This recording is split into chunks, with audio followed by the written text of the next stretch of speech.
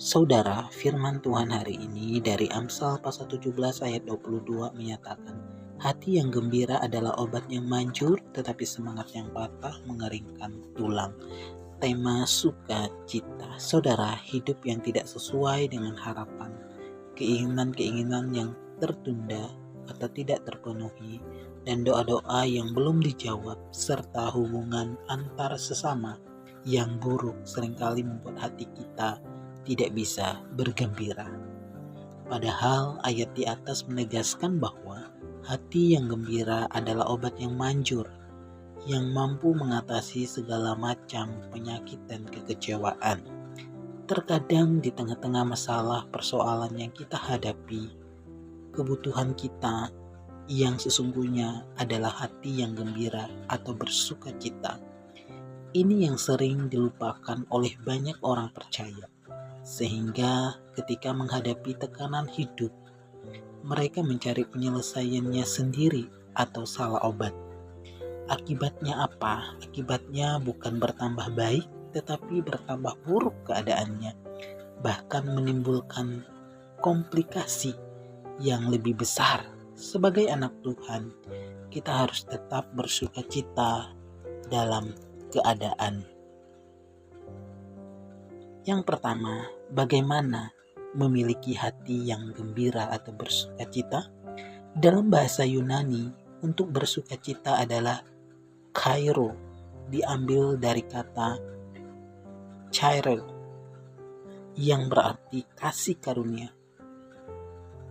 Jadi, sukacita yang dimaksud adalah sukacita yang datangnya dari Tuhan, yang merupakan perwujudan dan dari kasih karunia Tuhan. Memahami dan mengimani bahwa ada kasih karunia Tuhan yang besar yang diberikan kepada kita, itulah yang menjadi semangat dan kekuatan dari dalam hati kita untuk memunculkan sukacita. Dalam Filipi pasal 4 ayat 4, bersukacitalah senantiasa dalam Tuhan. Sekali lagi kukatakan, bersukacitalah. Ini merupakan penegasan kepada kita bahwa setiap hari kita harus bersukacita dalam Tuhan. Untuk itu, mari buat hati kita terus bersukacita karena kasih karunia Tuhan dalam hidup kita. Yang kedua, kesenangan dari dalam. Bersukacita berarti menaruh kesenangan kita dalam Tuhan. Dalam Filipi pasal 4 ayat 11 sampai ayat yang ke-13 mencatat bagaimana kesaksian Rasul Paulus meskipun berada dalam penjara, ia tidak pernah kecewa, melainkan tetap bersukacita bahwa ia tidak belajar, bahwa dia telah belajar mencukupkan diri dalam segala keadaan, baik dalam kekurangan maupun kelimpahan, baik dalam hal kenyang maupun kelaparan. Bahkan segala perkara dapat ditanggungnya karena ada Tuhan yang memberi kekuatan. Sukacita dari Tuhan itu memberi kekuatan. Meskipun penderitaan dalam penjara, Rasul Paulus bisa bersukacita. Mengapa?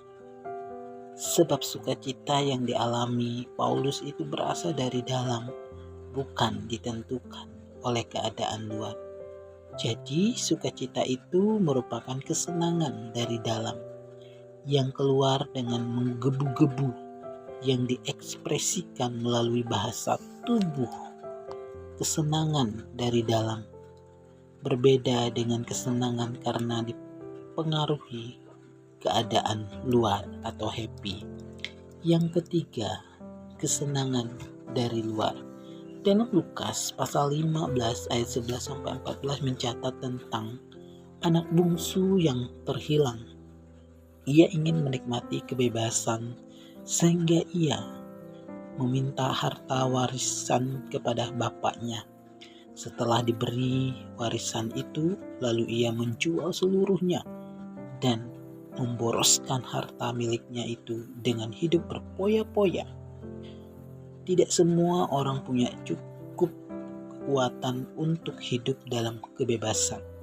Anak bungsu yang terhilang ini merupakan contohnya. Setelah diberi kebebasan, hidupnya bukan bertambah baik, tetapi bertambah hancur. Oleh sebab itu, perlu adanya aturan atau firman Tuhan. Di dalam aturan itu bukan untuk menghilangkan kebebasan, tetapi untuk mengarahkan hidup kita sampai surga nantinya. Sebagai orang percaya, hidup kita harus dipenuhi oleh kesenangan dari dalam, bukan kesenangan dari luar yang terbatas sifatnya. Saudara, dalam Mazmur 16 ayat 11 menegaskan bahwa Tuhanlah yang memberitahukan kepada kita jalan kehidupan. Di hadapannya ada sukacita berlimpah-limpah. Di tangan kanannya ada nikmat senantiasa.